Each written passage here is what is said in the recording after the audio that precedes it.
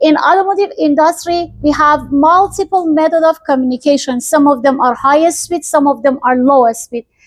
Therefore, not every single module is connected to the same bus. We do have different bus. Some of the bus, which in upcoming slides, I'm going to show you how is the bus communication and which kind of module, for example, could be connected to the high speed bus, which module could be connected to the lowest speed bus, and the reason behind it, why we have two types of communication, fast, or let's say highest speed, and slower speed, simply because some of the modules in automotive, they are something that they do not need any attention about the time. Is there anyone in the class who can tell me in which kind of modules we need to have a record of time and consider the time in order to define we need a highest speed communication or lowest speed communication? Any example?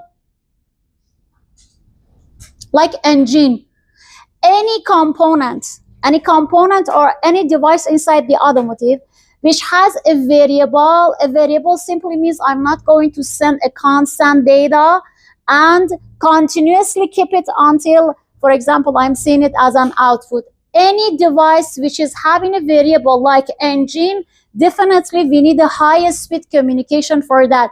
For example, we cannot tell the bus for the CAN communication, we cannot say, hey, wait until like the variable is in a certain speed, then I start communication, right?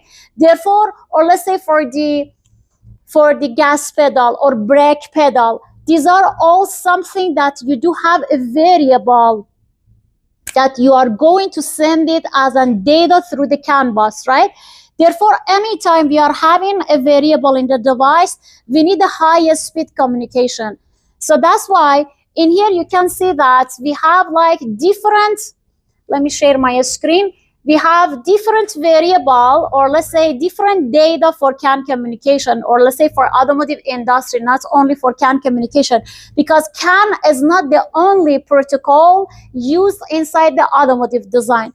For example, these data, as I explained in the previous lecture, these data are showing some lean communication, and lean stands for local interconnect network. That's another type of communication which is a little bit simpler than CAN communication and definitely cheaper than CAN communication. And of course, I explained it why we need multiple methods of communication in order to just get the input-output devices inside the vehicle to communicate to the DAC